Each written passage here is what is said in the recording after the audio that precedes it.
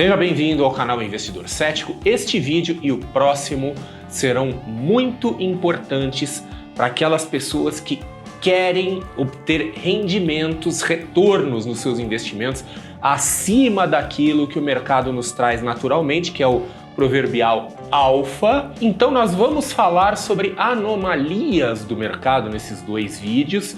Então são vídeos sobre teoria, mas são temas teóricos cujo entendimento é muito importante para quem busca esse tipo de resultado. E eu sei que muitas pessoas não gostam de teoria, alguns falam, teoria, que coisa chata, eu prefiro assim alguma coisa mais prática, eu queria dicas. Se você é essa pessoa que busca dicas e não gosta de teoria, saiba que você é uma pessoa amada e muito desejada no mercado financeiro, porque, como se sabe, o mercado financeiro é um jogo de soma zero. Não tem como todo mundo ganhar ali, pelo contrário, a maioria ali são perdedores. Então, o mercado financeiro adora se alimentar de pessoas que são, vamos dizer assim, um pouquinho mentalmente preguiçosas. E eu tenho certeza que não é o seu caso, porque você está no canal O Investidor Cético. E investidores céticos são o contrário disso aí, são pessoas que querem saber o que está por trás ali das estratégias de investimento, dos resultados dos investimentos. Um investidor cético não tem vocação para ser lanchinho de tubarão. Então eu tenho certeza que você vai gostar do que vem neste vídeo e no próximo vídeo. Me aguarde, a gente se encontra logo depois da vinheta.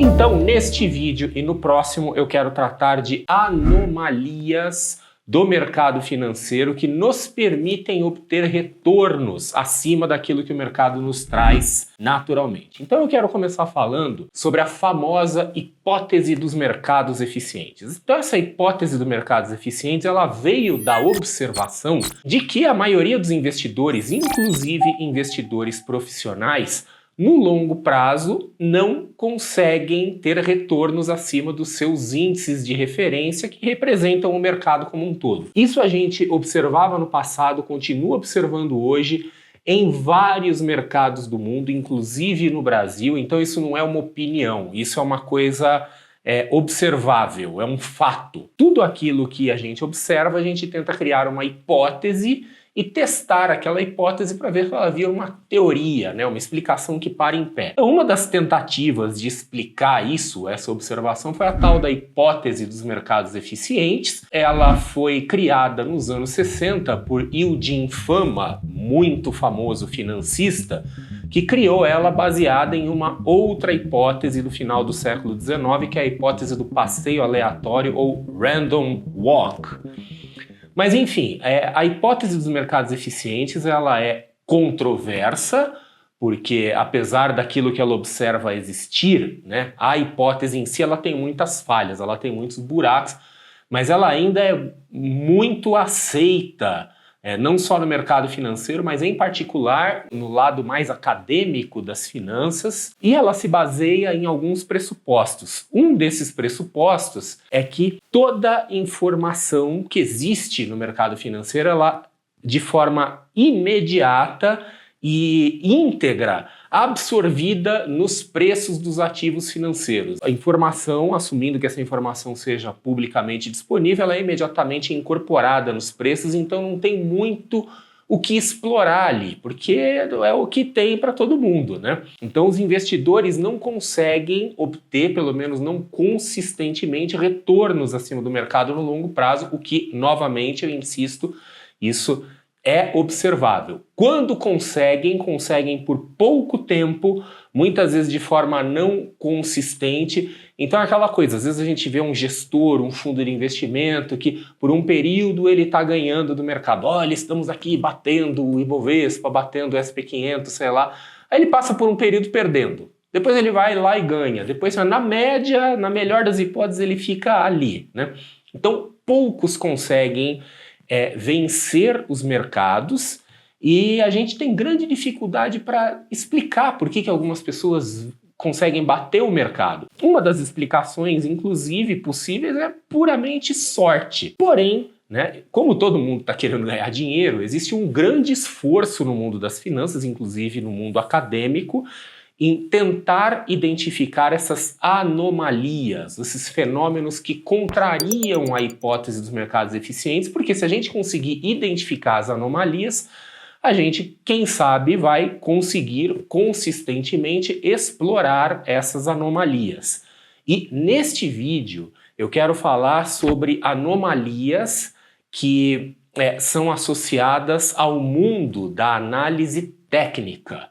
Então, só para dar um contextinho aqui de análise técnica para quem não conhece, né, nós temos os investimentos passivos. Então a hipótese dos mercados eficientes está altamente associada aos investimentos passivos, aqueles que buscam obter não mais do que o mercado oferece, mas aquilo que o mercado oferece. Investe passivamente, tipicamente vai investir em ETFs, em fundos de investimento que replicam os índices do mercado e não está buscando retornos acima do mercado. E as observações sobre retornos de investidores mostram que em praticamente todos os mercados financeiros mais desenvolvidos do mundo, em períodos mais longos, superiores a 10 anos, aí geralmente na faixa de 70% a 80% dos investidores acaba perdendo, no máximo empatando com seus índices de referência. Então são poucos aqueles que conseguem superar. E daqueles investimentos ativos, né, as abordagens ativas, que são aquelas que buscam superar os índices de referência, nós temos então várias abordagens. As duas mais famosas são a análise técnica e a análise fundamentalista. Então a análise técnica é um conjunto de técnicas, de ferramentas que procura explorar ineficiências do mercado baseados em preços e volumes. Então a análise técnica, né, ela tenta antecipar ou ela tenta interpretar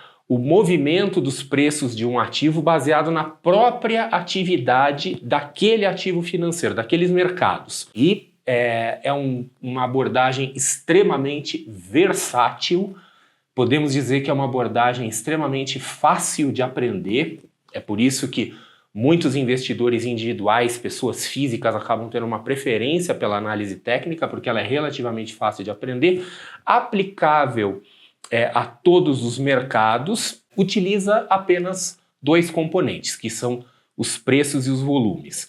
Uma coisa que é muito comum é se usar os preços e volumes para construir gráficos de preços, né, gráficos da movimentação dos ativos financeiros, por isso que alguns acabam se referindo a análise técnica como também análise gráfica, apesar de que existem algumas técnicas, estratégias, ferramentas da análise técnica que não usam gráficos, usam os preços, usam os volumes, mas não usam gráficos. E as tais anomalias são fenômenos, então, que contrariam a hipótese dos mercados eficientes, que são observáveis.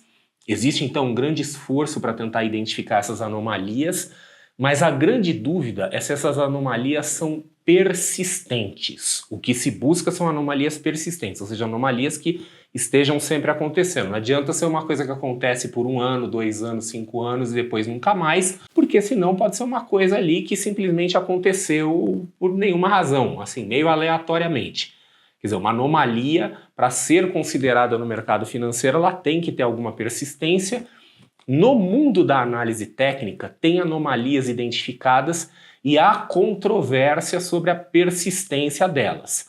Algumas a gente consegue argumentar que são persistentes. A gente pode fazer testes, a gente pode fazer estudos probabilísticos e ver que determinados padrões, determinados fenômenos têm uma tendência de acontecer mais do que de não acontecer. Então, entre as anomalias que são associadas à análise técnica, talvez a mais conhecida delas, às vezes a gente vê menção a elas assim, em alguns artigos, papers acadêmicos, é chamado de efeito momentum. Então, momentum, né, um termo que se usa muito em inglês para a gente falar sobre ímpeto, sobre aceleração, né, ganhando momentum, está ganhando velocidade. Então, muitas das técnicas, estratégias em análise técnica, elas buscam o tal do momentum. Então é aquela hora em que o preço de um ativo financeiro começa a ganhar aceleração. Então romper uma resistência, alguma coisa nessa linha, assim, um aumento, uma expansão de volatilidade. E o efeito momentum, ele também está associado a um dos conceitos assim que mais conhecidos na análise técnica, que são as tendências. Então, na análise técnica, né, a coisa mais comum na análise técnica é a gente tentar operar tendências. Tendência de alta, tendência de baixa, tendência de lado. E tendência, por si só, é uma anomalia, porque se a hipótese dos mercados eficientes estivesse totalmente correta, e de fato, assim, todas as informações sobre o preço são incorporadas imediatamente ao ativo financeiro, não teria por que o preço ir subindo ao longo de meses, de anos, já ia tudo de uma vez. Então, apareceu alguma novidade, alguma informação, já vai tudo de uma vez.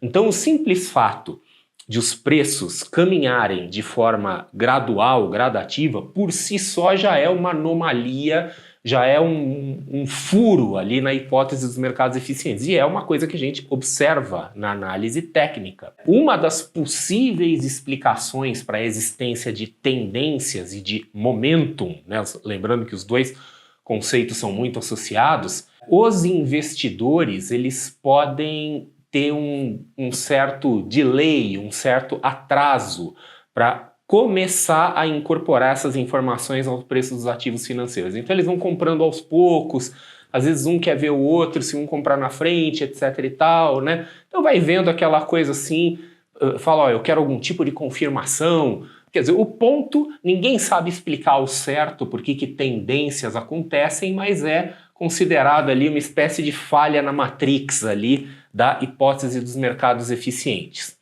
Uma outra coisa, uma outra anomalia que é associada à análise técnica e que também está associada ao efeito momentum é chamada de reversão do longo prazo, reversão de longo prazo, na verdade, em inglês é o long-term reversal. Então, aqueles que se interessarem aí em ver talvez algum estudo acadêmico, eu procuro aí long-term reversal e vocês vão ver isso, né? Então é uma coisa análoga ao efeito momentum. E ele diz que no longo prazo as tendências tendem a se reverter. Então o efeito momentum, a maioria das observações aí que já foram feitas, dizem que a tendência ou o momentum tende a persistir por períodos que vão de alguns meses até uns poucos anos. Vamos dizer assim, 2 anos é o prazo em que o efeito momentum costuma durar. Então, a gente consegue ver isso, né? A gente consegue enxergar visualmente, mesmo nos gráficos, a gente vê tendências de prazo um pouco mais longo. E a reversão de longo prazo, ela já diz que essas tendências se revertem em prazos um pouco maiores que esses descritos no efeito momentum, que seria talvez assim no intervalo de 2 a 5 anos. Então, tendências são observáveis. Aqui na tela, por exemplo, nós temos um gráfico diário da Petrobras, PETR4, ações preferenciais da Petrobras, mostrando uma tendência muito bem desenhada que vem aqui nos últimos 3 anos praticamente, e uma linha amarela aqui que representa a famosa média móvel de 200 períodos, que em muitos mercados é considerado um indicador quase padrão de tendência de alta. Então os preços aqui acima da média de 200, então a gente vê uma tendência aqui muito bem desenhada. Bom, falamos do efeito momentum, das tendências e falamos também da reversão de longo prazo. Agora vamos falar de um outro tema que também é um dos mais importantes da análise técnica e que é uma anomalia também, que são os tais suportes e resistências. Então quem já estudou sobre análise técnica certamente sabe o que são suportes e resistências, são níveis de preços que ganham algum significado para os investidores, para os agentes de mercado e que sinalizam regiões onde normalmente ocorrem reversões de movimento. Uma resistência, né, costuma ser uma faixa de preços unindo topos que foram feitos num gráfico, e sempre que o preço chega naquela região ele tende a voltar para baixo, por isso que se chama resistência, e o suporte seria o análogo à resistência, só que para baixo. Então, quando os preços caem, eles tendem a encontrar uma região que joga de volta para cima. Suportes e resistências têm uma explicação, ou várias explicações na verdade, mas uma das explicações mais aceitas é baseada simplesmente em psicologia, baseada na psicologia do investidor. Primeiro, ressaltando que suportes e resistências são uma coisa controversa, porque existe uma grande subjetividade para definir o que são suportes e resistências, mas a gente consegue dar uma olhada. Vamos ver aqui, por exemplo, na tela, nós temos um gráfico diário do Ibovespa, o índice principal do Brasil. A gente vê, ele está limpo, sem nenhum indicador. A gente vê uma grande queda aqui, que é a queda lá da pandemia, né? Então, ali no começo de 2020. E depois se formou uma grande congestão, uma lateralização. E nesses últimos anos a gente vê, então, as linhas de suporte e resistência bem desenhadas, essas linhas amarelas pontilhadas aqui, sendo a linha de cima a linha de resistência, a linha de baixo a linha de suporte. Nesses últimos anos, cada vez que a pontuação do Ibovespa chega na linha de resistência, ela volta para baixo. Quando ela chega na linha de suporte, ela volta para cima. E os preços estão presos dentro desse intervalo, dentro desse range. Por que que isso acontece? Então, a explicação da psicologia, e também associado um pouco à ancoragem de preços, ela diz o seguinte, que às vezes o preço sobe, o preço de um ativo, e muitos investidores, muitos agentes do mercado ficam com remorso. Por que que eu não comprei aquele ativo? Por que que eu não fui lá e comprei? Esse remorso faz com que alguns agentes do mercado pensem assim, olha, subiu, mas se esse treco cair, eu não vou perder a oportunidade, eu vou comprar, eu não vou perder isso de novo. Mas o ativo vai subindo, subindo, subindo, e aí ele começa a cair. Então, veja que coisa interessante que acontece, ele forma um topo. Mas algumas pessoas que foram comprando, teve alguns ali que falaram assim, olha, eu não quero nem saber, eu vou comprar assim mesmo, tá subindo. E aí o sujeito foi lá e comprou o topo, enfim, com a bandeira ali no pico do Everest ali. E aí o preço começa a cair. Aí bate também aquele remorso, só que é outro tipo de remorso. É o remorso, putz, por que que eu fui comprar esse negócio lá em cima? Agora eu tô aqui amargando, aqui passando calor, né? Então a gente começa a ter gente angustiada, gente com remorso dos dois lados. O cara que está com remorso porque não comprou e aquele porque comprou lá no topo. Mas aí os preços caem, chegam mais ou menos naquela região onde estava antes e o cara que estava com remorso de não ter comprado fala, agora eu não deixo escapar. Então ele compra. Então aqui se forma um suporte. Nós temos uma região de preço aqui em que entram compradores que se arrependeram de não ter comprado antes e que jogam o preço para cima. Então o preço sobe de novo. Só que quando o preço sobe de novo, tem aqueles outros arrependidos que compraram no topo e que agora falam assim, olha, quando chegar no meu preço de custo eu vou vender esse negócio. Chegou, eu compro, eu quero sair zerado, com zero prejuízo. Aí quando chega lá de novo, o que que acontece? O pessoal que tinha comprado no topo começa a vender. Aí forma-se uma resistência. Então temos uma região que força o preço novamente para baixo. E o ciclo vai se repetindo. O preço volta para a região de suporte, aonde novos compradores arrependidos que não compraram compram de novo, sobe e eventualmente rompe essa resistência. Eventualmente o mercado ganha bastante força e rompe, continua subindo, ou seja, os caras que estavam ali arrependidos de ter comprado já não estão mais vendendo, rompe. E neste momento acontece um fenômeno que na análise técnica é chamado de inversão da polaridade, em que a resistência rompida se torna um suporte. Então veja que os tais suportes e resistências, eles podem ser explicados por fatores comportamentais dos investidores, tá? Muito associado a remorso, seja remorso por não ter comprado ou por ter comprado caro demais. Uma outra anomalia associada à análise técnica são as profecias autorrealizáveis. Isso também é associado a fatores comportamentais e psicológicos. Então, entre as profecias autorrealizáveis, a gente tem duas que eu gostaria de destacar. Uma, que a gente viu na tela aqui há pouco, é a famosa média móvel de 200 períodos, 200 dias em particular, que no mundo todo se fala o mercado está em alta porque está acima da média de 200. Então todo mundo usa aquilo como referência, então se vai abaixo da média de 200, acaba muitas vezes forçando um movimento para baixo, porque um monte de gente e um monte de analistas, de traders e robôs, etc e tal, entra vendido no mercado quando vai abaixo da média de 200. Então as pessoas começam a acreditar coletivamente naquilo, se torna uma profecia autorrealizável. Outro exemplo de profecia autorrealizável na bolsa são os famosos números de Fibonacci, as retrações e expansões de Fibo, que o pessoal fala por aí. Se a gente for analisar bem friamente os números de Fibonacci e as supostas teorias, até de natureza meio biológica, naturalista, né, falando, porque os animais reconhecem padrões que são associados aos números de Fibonacci, bom, é uma grande forçação de barra isso, né? Tem bastante coisa aí que mostra, né, as conchinhas, Nautilus, né, os templos gregos, tudo isso, mas assim, tem bastante chutometria no mundo do Fibonacci, só que se torna uma profecia autorrealizável, porque se um monte de traders e um monte de operadores, inclusive profissionais, começa a reagir a esses números, quer dizer, eles próprios começam a acreditar nesses números e a executar suas ordens de compra e venda nesses momentos, quando tem retrações, as coisas começam a acontecer. Vira como se fosse, sei lá, uma espécie de histeria coletiva. Então, vira uma profecia autorrealizável porque muita gente acredita naquilo e, consequentemente, se posiciona. Quer dizer, pode não ter nenhum fundamento, mas as pessoas acreditam, então vira a profecia autorrealizável. E uma última anomalia aqui que eu gostaria de comentar, que é ligada ao mundo da análise técnica, são os fenômenos temporais ou cíclicos.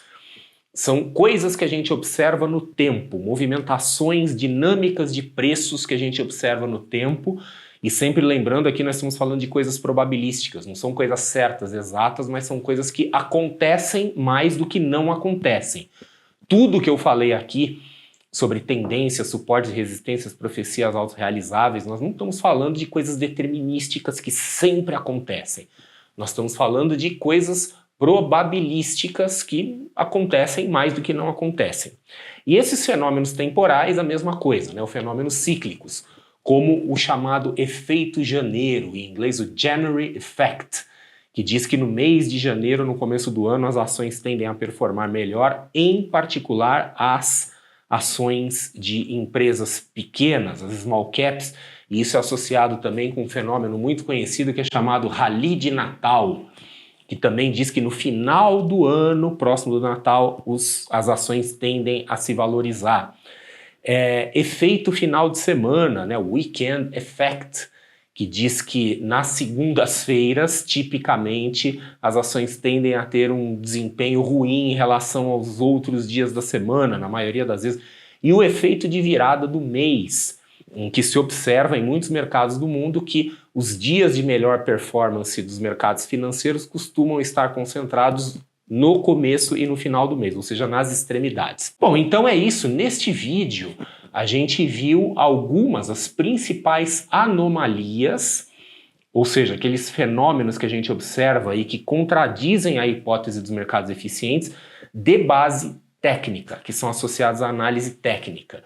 E por que é importante a gente saber essas anomalias? Porque se nós pretendemos ter ganhos acima daquilo que o mercado nos traz e queremos ter ganhos consistentemente, nós precisamos identificar anomalias que sejam persistentes.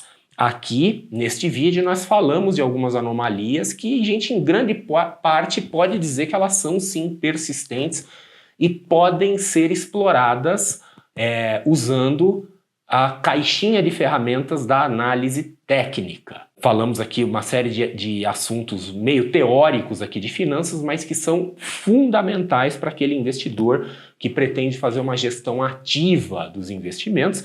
E no próximo vídeo nós vamos continuar explorando as anomalias de mercado, só que nós vamos partir para as anomalias de base fundamentalista. Então é isso, espero que você tenha gostado desse vídeo, espero que ele ajude a dar uma luz em alguma coisa e eu te espero no próximo vídeo. Aliás, se tem alguma outra anomalia aí de base técnica que eu acabei não falando, tem outras, eu procurei focar nas principais, mas se tem alguma que você lembra, põe aí nos comentários. Fala aí, né? Quem sabe a gente explora também essas outras anomalias aí em outros vídeos. Mas é isso aí. Novamente, espero que você tenha gostado do vídeo. Nos vemos no próximo, continuando com esse assunto.